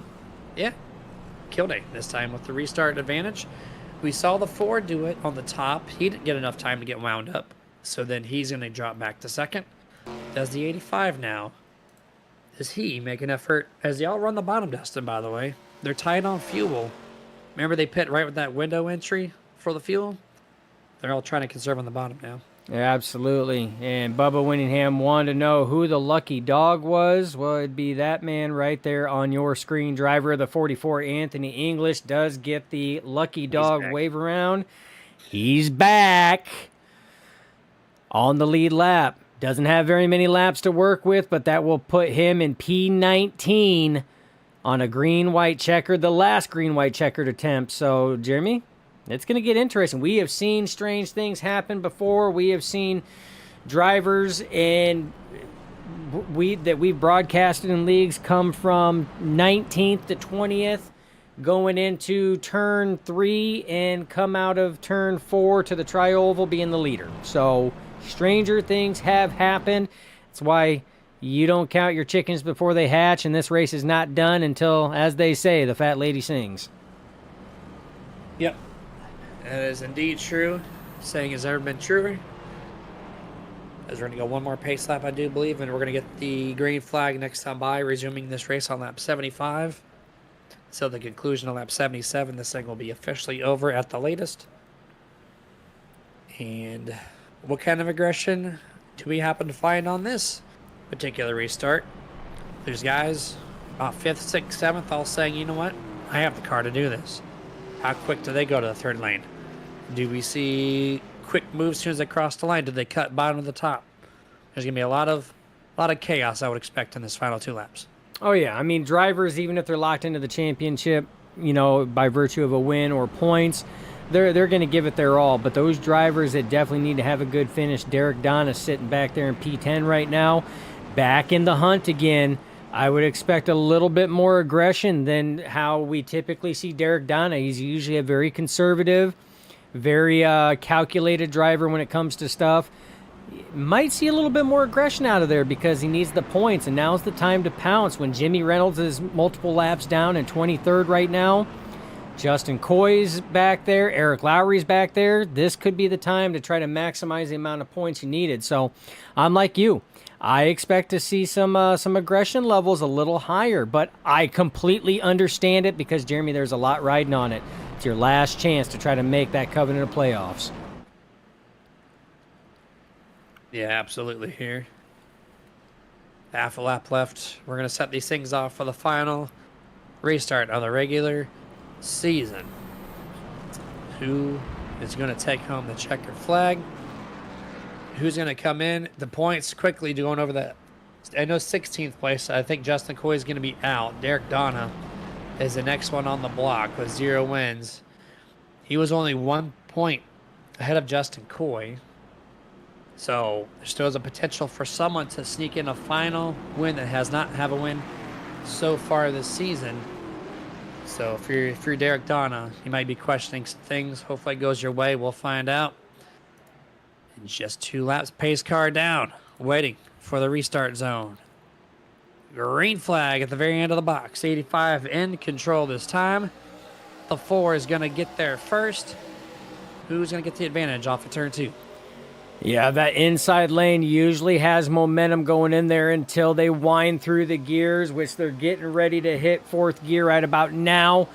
And usually out of turn 2, that high side gets that momentum run. But, Jeremy, they are very disordered in a manner right now. Not closed up like that inside lane. Mark Mann has a controlling lead on that inside, can choose the lane he wants to go, staying low with big pushes from Crosby Jr. Great run on the inside here. I expected the outside to maybe have something, but right now into turn 3, Mark Mann has lane control. Tag 33.85. A door-to-door off of turn 4 now. Coming to the white flag, the 85 back to the side of the 04. Mark Mann leads the final lap. Here we go. 2.5 miles remains. 2.5 miles. Mark Mann controls the lane on the inside, pushing from Crosby Jr. Kilday controls the lane on the outside. Zach Fritz, your pusher. Sanchez working his way further forward. Does the 33, if he gets cleared of Kilday, jump to that middle lane and leave Mark Mann. But right now, middle lane getting a surge as they are packed together. Dead heat battle into turn 3. Kilday on the outside, Mark Mann on the inside. Third lane trying to get something going. Wall contact up there. Derek Donna, no, that's not what he wanted to have happen. He's going to fall back off of turn 4. Mark Mann on the inside. Looks like he is going to get it and is. Mark Mann, win number 4 for the season. Kilday goes the regular season winless as Mark Mann takes his 4th checkered flag of the year. Derek Donna, not what he wanted to have happen. P17 for Derek Donna. That wreck, I mean, that thing just started and just never ended, like, at all. I think he's going to be A-okay, Dustin. Looking through here, the next person that could sneak in is Andy Berganti. He finishes 10th. Actually, you know what? No, this is going to be tight because Andy Berganti only 2 points away from Derek Donna, and that's 17th and 15th right at the bubble. So I think... Oh, 4 wide, Jeremy. 4 wide right there. 4 wide. Contact made. Derek Donna had it saved, and then Rothery trying to save it, got it collected, came back down into him, right hooked him. Dana Shepard collected. Hooligan collected. Anthony English collected. Oh, man. What a ride. I think Berganti snuck his way into the playoffs. We'll have to find out once they upload the results. But oh, and then Andrew Schroeder. From out to in. Yeah, Andrew Schroeder getting collected in that one too. Man, and a lot of these drivers, man, they put themselves in good positions, you know, early on with some of these, the way that the cautions happened, and a little bit of family love right there, a little bit of tappy tap as they do very beautiful synchronized spinning through the infield. Yeah, right. Look at him, just sliding away as this man knows how to do a burnout this year with a season record, 4 wins. The next person on that list has 2. So double the count of the next guy down on the list. As he, well, I said he knows how to do a burnout. He's struggling a little bit as he does some dry circles. I'm not sure what kind of burnout. Oh, and he blew the engine? Really? Is that how we're going to do it? Hey, that's how we're going to end it. Yep, that's how we're going to end the regular season. The most anticlimactic into a burnout I have ever seen in my life. But here we go. Here's the unofficial results as the 4 just cooks it on the front stretch. Mark Mann, Adam Kilday, Jeff Crosby Jr. is your top 3 podium. Zach Fritsch and Rick Sanchez round out the top 5. 6 through 10 is Vicente Guerrero, Len McNeese, Les Levy, Nathan Warren, Andy Berganti. 11th through 20th is Stephen Luttrell, Shane Ward, Sean McCara, Christopher Jordan, Gabe Butler, Dana Shepard, Derek Donna, Andrew Schroeder, Anthony English, and Harold Rothery. Then the rest of the field, 21st on back. Robert Hooligan, Eric Lowry, Jimmy Reynolds, Everett Lane, Justin Coy, Jeff Crosby Sr., Douglas Johnson, and Dwayne Corbett. And actually, Dustin, looking at the list even more so for the points, Len McNeese was 1 point away from Berganti and finished 3 spots ahead. So there's a chance that Len McNeese just went from 18th to 15th. No, Len's already in based off a win. Oh, did he get a win? Yeah, Yep. that's right. He did. Never mind. So Berganti's going to be the one sneaking in. But we're going to take a quick moment to gather up our top 3. We don't have that fancy full screen graphic to let us do so. So Thanks, Elgato Stream Deck. either. Thank Yeah. you. Appreciate that for making us do work not behind the scenes. Let's see where they're at here. See what we got.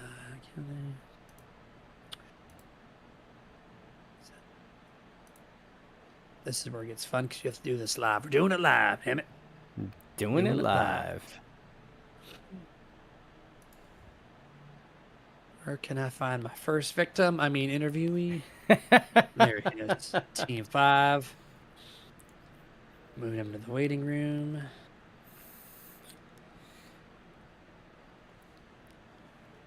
There's 2 of the 3. They need to start There's moving to the final waiting room. They know that there's interviews coming. If they want to interview, they need to move to the waiting room. They're making me work hard, man. They are. All 3 of these guys know what's happening. They've all been in the Nerd TV post-race interview podium before. They know how it works. What are they doing? Oh, and then I move one in and he moves himself out. Thanks, Adam Kilday. So we're going to bring in our third place, Jeff Crosby Jr. Race sponsor makes it into podium. Don't know when the last time we had a race sponsor make the podium, but Crosby Jr., nice job, man. Hell of a drive all night long and come out on third place. Well done. What's up, nerds? What's going on, man? You didn't leave the top for the most part. You ran 3 wide early, very aggressive, and it worked out very well for you. Was that the game plan to come out here aggressive early in the going? Yeah, for sure. I mean, you put in your notepad last week, so I had to do it, right? I know I started P2, but wanted to make you guys laugh a little bit up in the broadcast booth. You So, sure did. Glad to wait see to you go got back your and paint rewatch that. scheme fixed, man. Honestly, it's still not fixed. I'm gonna have to hit up Peter to hook me up with some these new legacy cars. I need a new paint scheme. So, all in all, yeah, it was fun. Got some damage there early on. Couldn't really do much for the stage, but got it all repaired and was able to run up front pretty much the rest of the night. And I had nowhere to go. I was just gonna push Mark pretty much the entire way, and I'm glad he got what was it, his 4th win for Wednesday night, which is pretty cool. So all in all, podium finish. It was good. Well, I know you didn't paint those damages on your car. That was inflicted there during the race. So, kind of curious to see what kind of paint scheme you would have the next time we do run these things, which might or might not happen next season, as that's up for the admins to figure that out. But congratulations on the job well done. 3rd place, started 2nd, so you've been up front basically the whole race on that end. Any shout outs you want to give up before we let you go? Yeah, for sure. It's a shout out to you guys like always, and appreciate you guys. We'll watch it tomorrow, the broadcast tomorrow. Give a shout out to everybody in the channel tonight. Senior, Fritch, McCara, and Warren. Give a shout out to my wife here, sitting here, and let's just keep this momentum going. We'll have some fun the next few weeks. Absolutely, man. Good luck the rest of the way, and maybe we'll talk to you next week. Thanks, guys. Yes, sir. The man did call it out last week. He was going to come on strong. And hey, you know what? He's a man of his word. He's a man of his word. I love it. Much respect for Crosby Jr. Yeah, absolutely. And it's we'll see what he does next week. See if he can top that. As aggressive seems to be the way to go for some of these drivers to make podium. So here's your 2nd place driver. Driver number 85, Adam Kilday, started 3rd, finishes 2nd. Flip-flops with Crosby Jr. What's up, Adam? Congrats on 2nd place. Yeah, thanks, dude.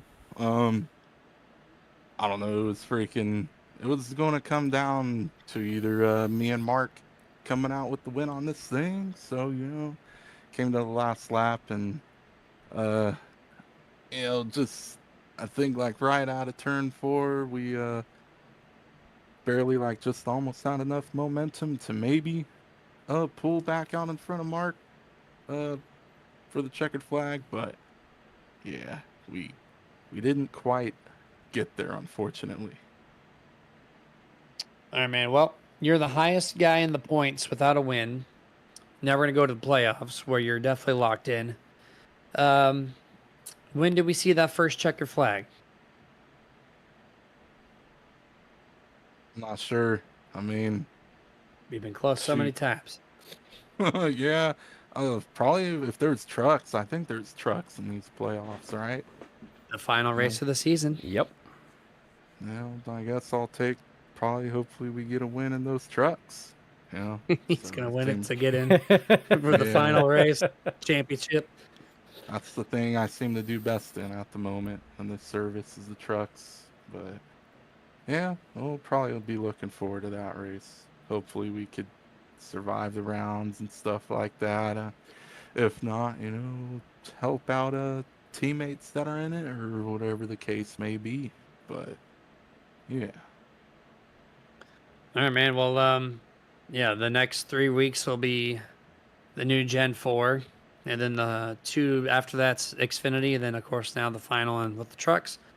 How you feeling with the next 3 weeks being the newest Gen 4 car? I want to say it'll probably bring some good super speedway racing.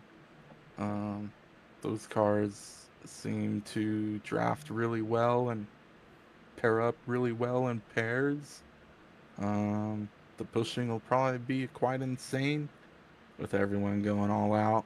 And yeah, it seems to be with those cars at the moment. Like momentum uh, seems to be more of a culprit or something you got to rely on more to go anywhere in the field with that style package in the Gen 403 car. But yeah, they should be fun. Something different, something new, and yeah. All right, man. Well, congrats once more. Second place finish. Awesome job. Any shout outs you want to give out before we let you go? Yeah, I want to shout out to anyone who tried helping me out here this race. Zach Frisch was behind me, trying to push me for all he could to get me to the win. It was probably Mark Mann coming out with the W there. To all the guys in Discord I ran with tonight, and OP Racing League and Nerditudes broadcast on YouTube. So thank you all for your time and help, and yeah, it's much appreciated. Yes, sir. Appreciate you. Have a good rest of your night. We'll catch you next Wednesday. Will do. Take it easy. Yes, sir. That was Adam Kilday, second place driver of the 85, and now the man who's done this 3 other times for the 4th time this season, Mark Man. Congratulations, dude. Oh, thanks. That's the lucky horseshoe befallen on me. Started the early the season strong. Couple weeks mid-season, you were just doing well, but not picking up the checker flags. And here you are to end where you started the season, victory lane, man. Walk us through it. You started in 22nd. You weren't really a contender till the back half of the race, which is per part of the course for the number 04. But walk us through your night.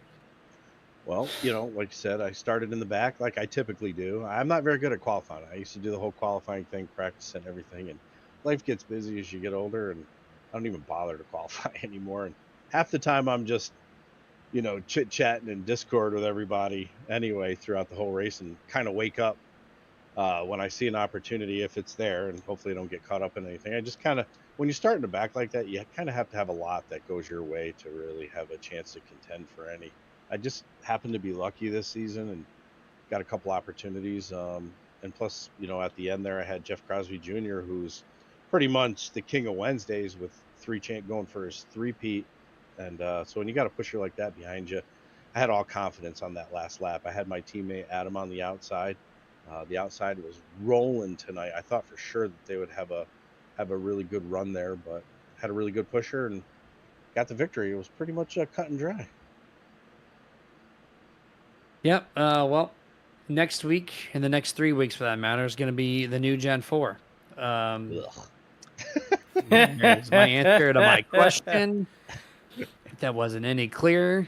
Next question. Yeah, so you got to work, I guess. Yeah, don't expect a whole lot from me in the playoffs. I don't see myself making a deep run this season, but I'll give it I'll give it the college try. If I'm going to log in, I better try.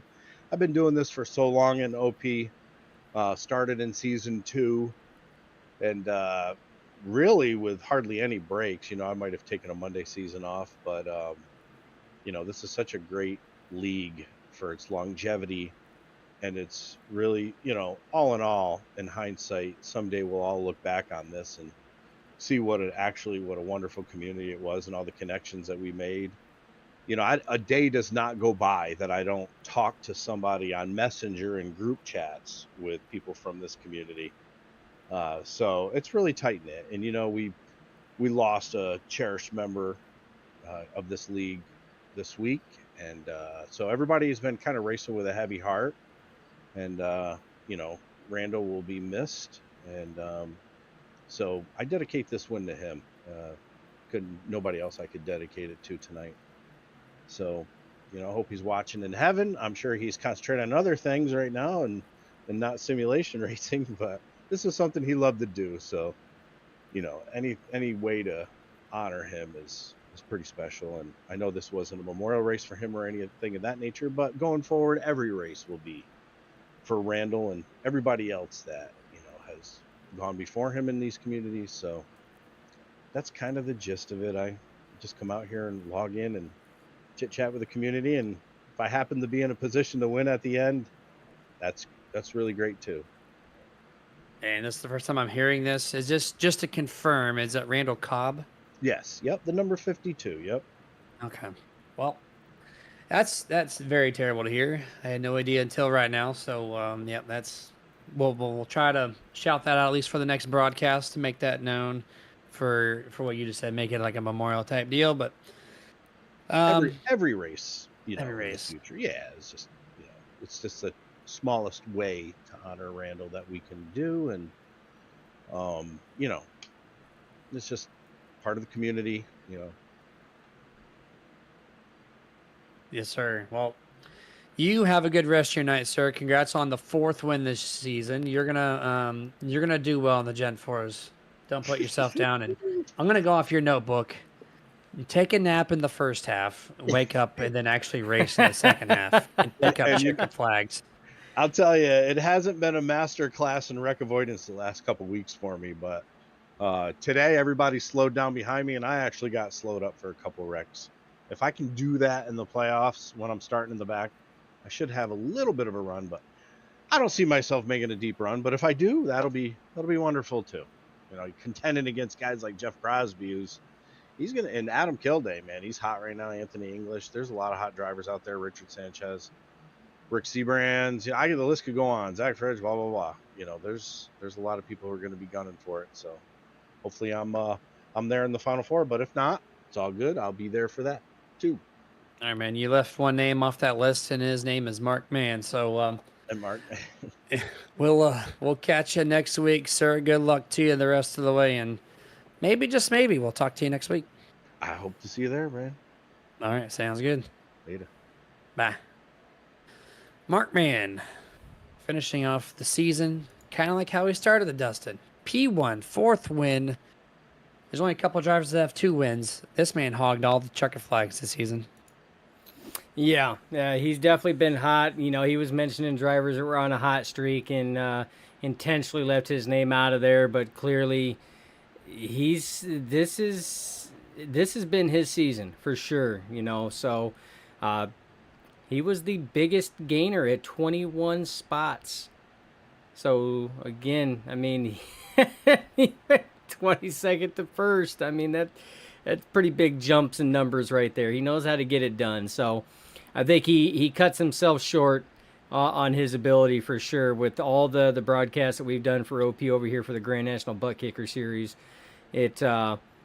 All I can tell you, Jeremy, is it's going to be a wild playoffs. That's for sure. A lot of good drivers in there, a lot of wild names, and then you throw in the factor you're going to have drivers out of the playoffs that are just going for dubs. It's going to be a crazy one. But to touch base on what Mark said, this is the first broadcast that we have had a chance to do since hearing the news about Randall Cobb. He was a longtime member in the past of OP. You guys can spot check me again. I'm going off of memory. I believe 296 starts here at OP for the driver of the 52. And they got the news over the weekend that he'd lost his life. So, like Mark said, a lot of the drivers had been definitely driving with heavy hearts. They did a memorial race. You can catch that over on Max Speed TV. For the Monday series, where they ran a lot of Hooters cars, trucks. They actually ran his last paint scheme that he ever had for the trucks. Many of the drivers did partake and run the Hooters truck scheme that he had, same font style and everything else. So it was a pretty cool event to see the community get together like that. So hats off to the community for their support to not only Randall's memory, but also to his family. He had a lot of family and friends tuning in and watching that race. And again, our deepest, condolences to the Cobb family while they work through this. So on behalf of myself and Jeremy and Nerditudes and Nerd TV, again, sorry to hear about the loss, and hope that the pain eases over time. So, but playoffs next weekend, Jeremy. You know what? They're gonna continue putting on a good show. That much is for sure. Yes, they will. They'll put on a fantastic show like they usually do each week in and week out, and we'll catch it live next Wednesday at 9 Eastern, 8 Central. You'll see it live on the Nerdy Tubes, as we're now calling it. And we'll go live tomorrow night as well, 9 p.m. Eastern, 8 Central, for the PSRA Fixed Arc Series, as they continue their circuit for, I think, like race 9 or 10 now of their 2025 inaugural season. And then also 7 Eastern, 6 Central for the Global Racing League Truck Series, as per usual for our Sundays. You guys tune in if you would like. That'd be great. Subscribe to our channel so you can get all the notifications when we go live. And that's it. We're going to send this thing off. Have a good rest of your night. Stay safe. Get your nerd on. Dustin, what you got for him? As always, it's not goodbye. It's just till next time. Stay nerdy.